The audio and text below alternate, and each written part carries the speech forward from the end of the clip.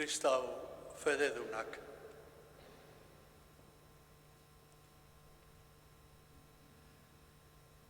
Jainkoa eta gizonen harremanerako sortutako tenplua negozio okerreko etxe bihurtua erakusten digu evangelioak.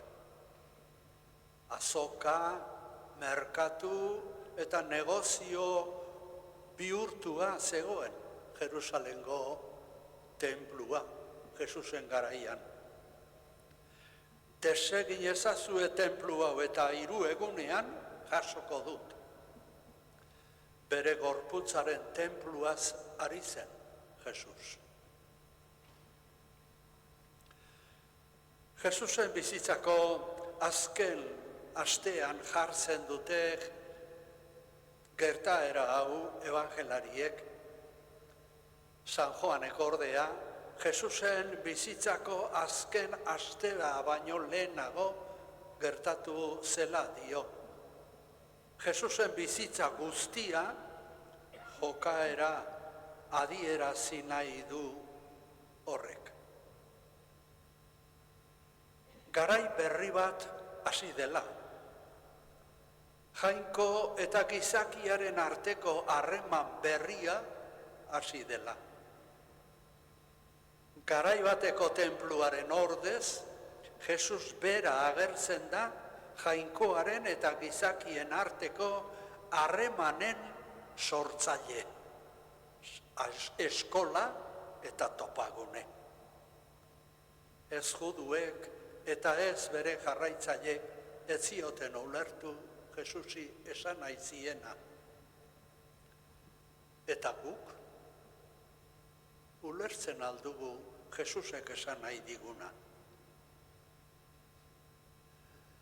Gertaera historiko baten bidez, tenpluan idi, ardi eta usu saltzaileak aurkitu zituenean, tenplutik bota egin zituen, fariseo merkatarien haserrea biztuz, Jesusen berpiztearen argiz, jainkoarekiko egiazko elkargunea eta topaketako tenplua Jesus bera dela erakutsi nahi digu.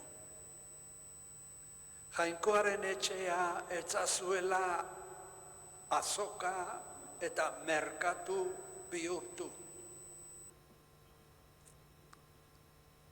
Zenbat aztertu beharko genituzke geure jokaerak.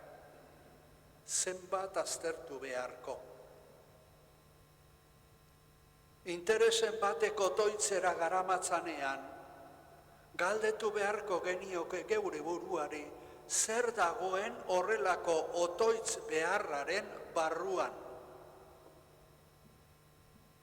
Zer bilatzen dugun otoitz horretan. Eta jainkoa aurkitzen dugun elizan.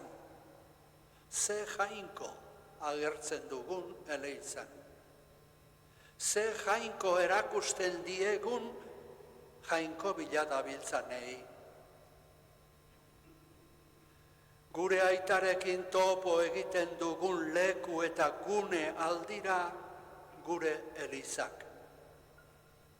Edo jainkoa gure zerbitzura jartzeko ahalegin saiaketa lekuak.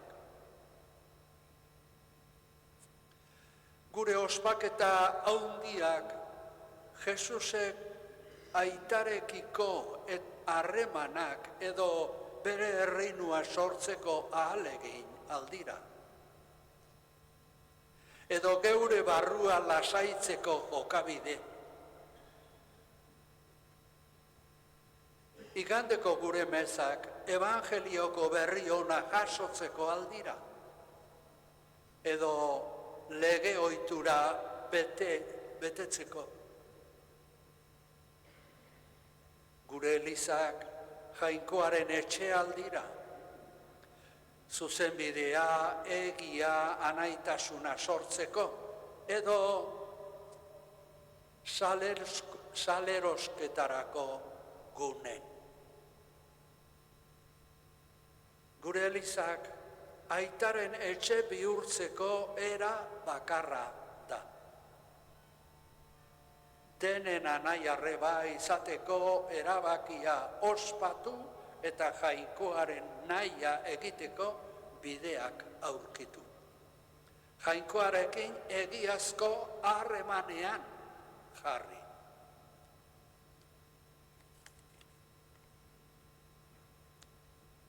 Arrizko elizan,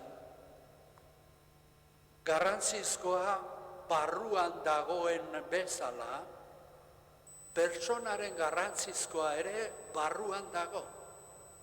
Barruan oretzen da pertsona. Eta Jesusek gaurko evangelioan, lokarrizko zigor batekin dena hankaz gora jartzen ikusten dugun bezala, bere aitaren etxea garbi mantendu behar delako, are gehiago salatu beharko litzateke pertsonarekin egiten ari gerana askotan. Sakratua zikindu egin dugu gehiegitan eta narrastu. Gaurko gizarte honetan pertsonaren azalekoa eta gaineko itxura asko lantzen dugu. Barrukoa berriz aukeran gutxitxo. Itxurak eta besteek epaitu beharrekoak arreta handiz zaintzen eta apaintzen ditugu. Eta bitartean barrua oso ahaztua eta zabartua daukagu. Eta pertsona oretu barruan oretzen da. Gizarte honek egin behar berehalako bat badu. Barrua berreskuratu, aztertu, geure barrua garbitu eta zintzotu beharra daukagu. Esan edozer esaten dugu, baina egiazko pozak barrutik datoz. Egiazko askatasuna barruan sortzen da. Gizatasunaren bake, barea, barruan gertatzen da. Beste pozak ere beharko dira, baina pertsonaren barrua ondo ez badago, kanpoko guztia alferrik da. Fededunen elizak badu irizpide nagusi bat, pertsonaren balio sakratua. Eta fededunen elizak beste inork ez bezala zaindu beharko luke pertsonaren balioa. Beste inork ez bezala aldarrikatu behar luke pertsonaren balio sakratu hori. Gizarte honetan ez baita erretolikaz ikasten pertsonaren barrua zaintzen. Pertsonaren barrutik sortzen den pozez kutsatzen duen jendea behar dugu ondoan. Eta jende hori geuk izan behar genuke fededunok. Maite ditugun gauzak sortzen digute grina eta arreta. Miragarria da pertsonok nola lantzen ditugun egiaz importanteak derizkigun egin beharrak.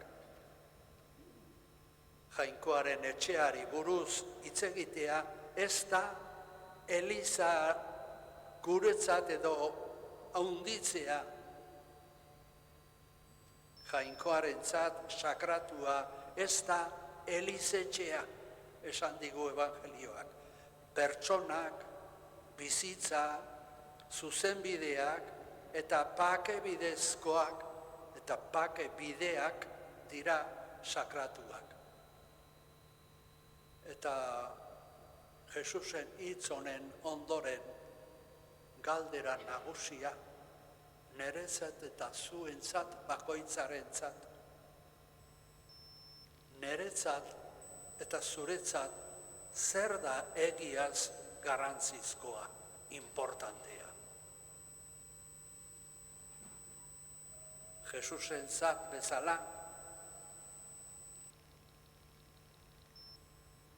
edo nere aukerak egiten ditut eta nere gauza importanteak neurtzen ditut eta egiten ditut. Jerusalengo tenpluan bezala, Jesusek ere zigorra egin behar ote du. Pentsa dezagun arretaz, Jesusek zer eskatzen didan.